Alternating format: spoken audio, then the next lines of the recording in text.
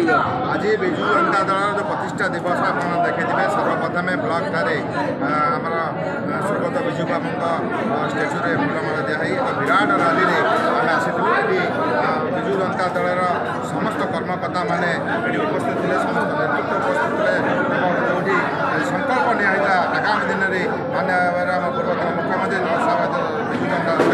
आगामी panchayat election NAC election दखल कर सहित साधारण लोक मौलिक समस्या जो अच्छी छिड़ाई काम करवा एवं सब लोक समस्या सहित रही समस्या दूर करवा आज कार्यक्रम सफल आज भंडारीपुखुरी निर्वाचन मंडल भंडारीपुखुरी कल्याण मंडप प्रतिवर्ष पर जनता दलर 25तम प्रतिष्ठा दिवस पालन होती परिप्रेक्षी आमर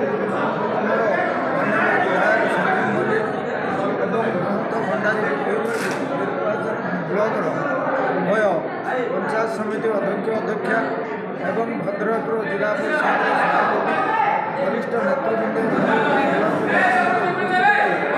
सभा को परिचालना करते दुईटी ब्लॉकर विजु जनता दल हजार हजार कर्मी उपस्थित रही ये सभा परिचालना कर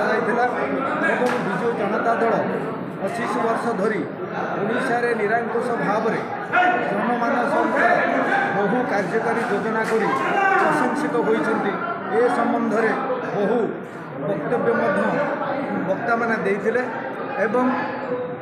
आगामी जो चली जो सरकार कार्यक्रम संबंध में आलोकपात करा नुआ सरकार किभली लोक मरण जंता साजिंट एवं दरदाम को हु बढ़ी रही प्रशासनिक कार्य ठीक भाव में तुलाई पारना ओडिशार संपत्ति को बड़ बड़ लोक बिकुंट एवं कंपानी मानक बिकी देउछन्ति ए संबंध में आलोचना होता एवं सर्वशेष दल को सबुदिन पर किमिति आगामी दिन सुदृढ़ रखिए और 2029 मसीह साधारण निर्वाचन में नवीन पट्टनायक को आगामी दिन में ओडिशा मुख्यमंत्री देखापी शपथ नहीं। आम चैनल को जदि पसंद करुछन्ति तेबे आमको लाइक करंतु, सब्सक्राइब करंतु, शेयर करंतु।